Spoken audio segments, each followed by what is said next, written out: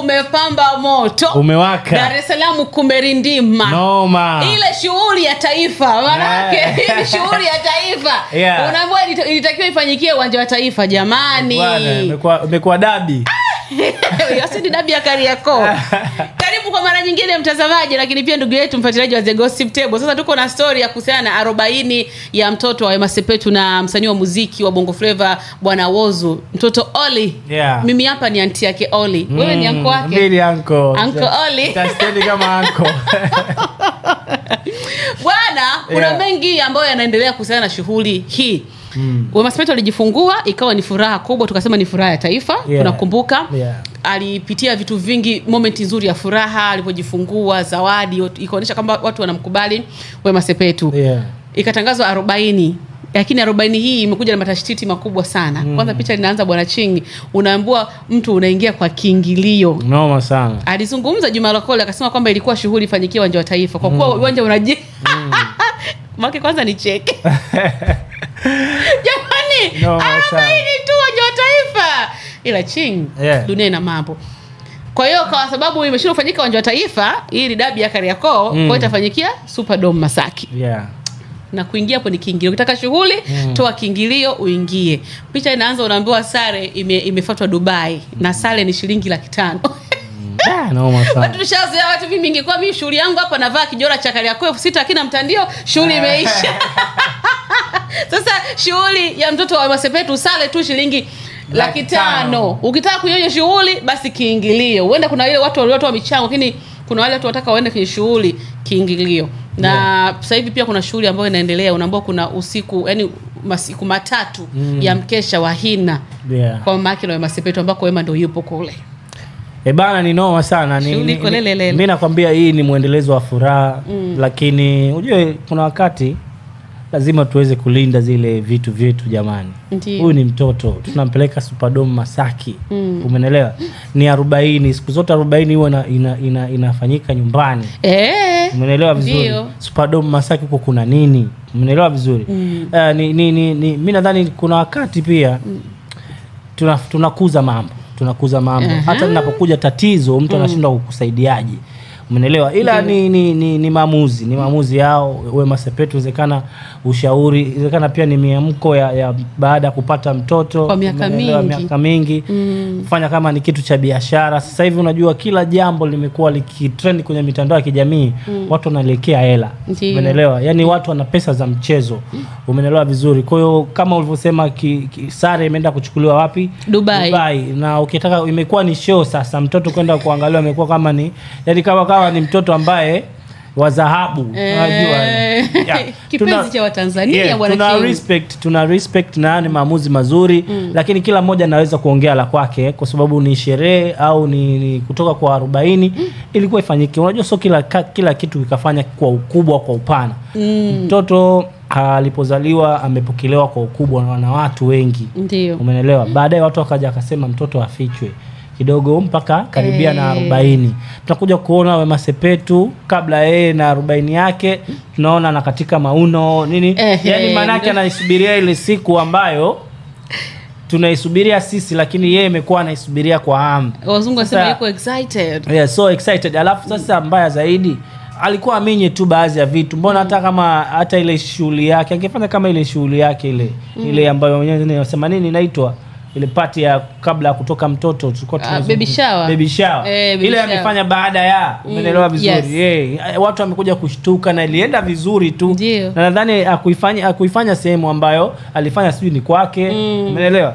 Angefanya kitu simple kwa sababu ni 40 inaendana na dua, unanifahamu? Vitu tofauti. Sasa sijui itakuwaje, sijui ameplan nini.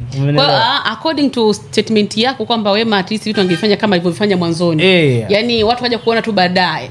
Umezungumzia issue ukata mauno. Hiyo issue ya Wema kuonekana kikatika sana mitandaoni imeibua mjadala mzito sana mitandaoni kwa watu, especially mashabiki wengine wakaja kila mtu akazungumza la kwake. Wengine wakamsifia kwamba anasherehekea furaha yake, wengine wakasema yeye kama mzazi hakutakiwa kufanya vile.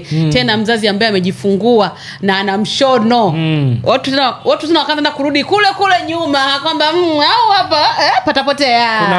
Kuna huyu ambaye ni shoga yake, lakini ni mwanamitindo. ambaye yuko na Wema Sepetu wa kiume anaitwa nani? Martin Kadinda. Yes. Kuna siku alishia kuzungumza kauli moja kuhusiana na Wema Sepetu. Ndiyo. Na anainukuu hapa. Anasemaje? Wema Sepetu utaweza kumzuia, lakini akiamua kufanya jambo lake huwezi kumzuia. Yaani anaweza akafanya kitu wewe mwenyewe hujatarajia.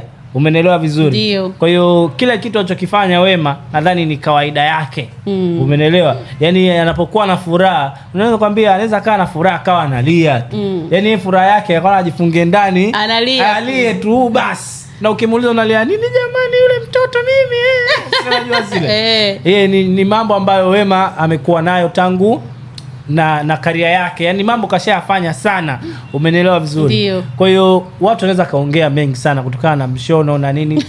Shangae vitu mambo ya mtoto yanatokea, mambo ya mshono, usimwache na mshono wake mtu. Sababu siku hizi uzazi ni wa kisasa bwana, uzazi wa kisasa siku hizi. Kwanza washangata huo mshono usifumuke. Na hapo hata alipojifungua ni sehemu salama, si mmeona jamani? Ndio. Kaenda sehemu expensive kabisa, yani kwamba mpaka watu wanakaribishwa na wao waende pale kwa sababu yeye amekuwa self. Ni tusubirie hiyo 40 Superdome Masaki. Maana mimi nilikuwa nasema hii itakuwa ni show. Kama waliplan kuifanya uwanja wa Taifa. Na watu wangeitika kweli, lakini watu wangeenda. Najiuliza uwanja wa Taifa pale kweli. Jamani tupumzisheni. Naona kama ujio wa Baby Olly unakuja na vitu vingi. Kwa hiyo humo ndani pia vitaingia vitu vingi sana vya kujichomeka. Na watu wanarushwa sana roho humo. Unaambiwa hivyo bwana.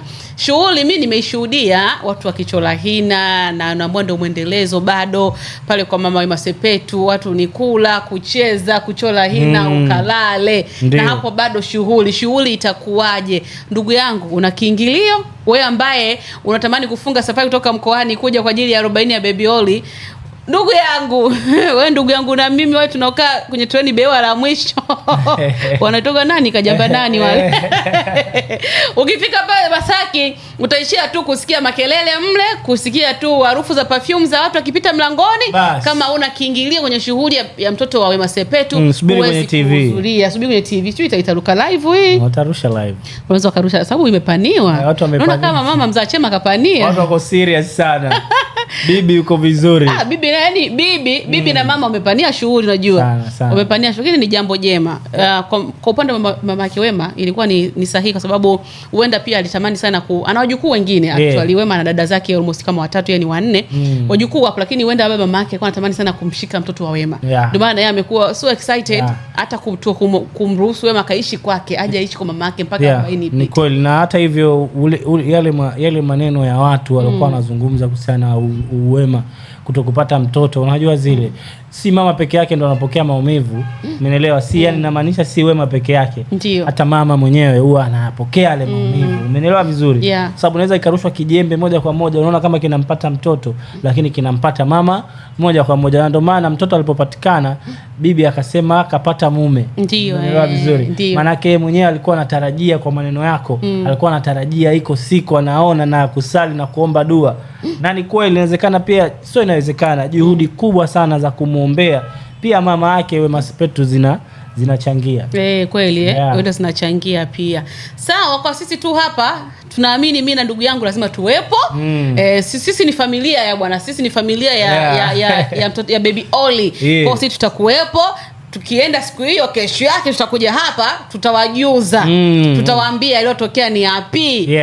Na kwenye shughuli yetu sisi hatuvai vijora jamani. Sare imekatiwa, tiketi ya ndege imefuata Dubai. Nakwambia. Na sare yetu sisi hatuvai hizi kausha damu zenu hizo uchwala. Sare ya uchwala, tunavaa sare ya shilingi 500,000. Na kiingilio mlangoni, msifi unaingia kwa shilingi 10,000, 20,000. Hii sio show ya chaka tuchaka. Ni 40 ya Taifa.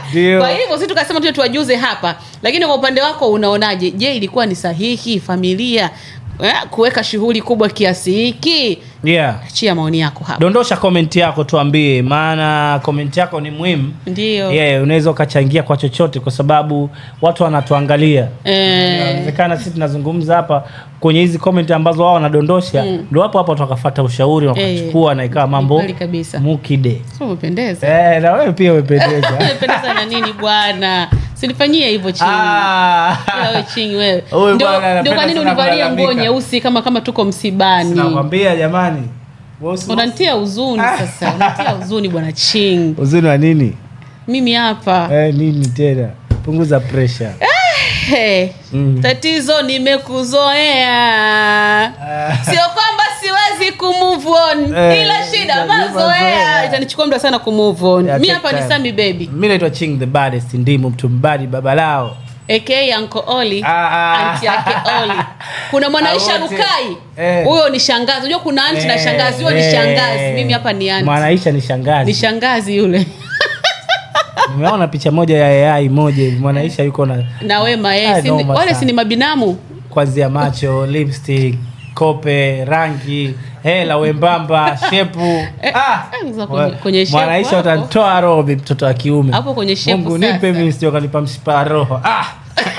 Wewe sio kaishia njiani ukarudi. Si tunakuaga bwana kwa Ching mwage mtazamaji lakini. One time. Utarudi. We'll be back.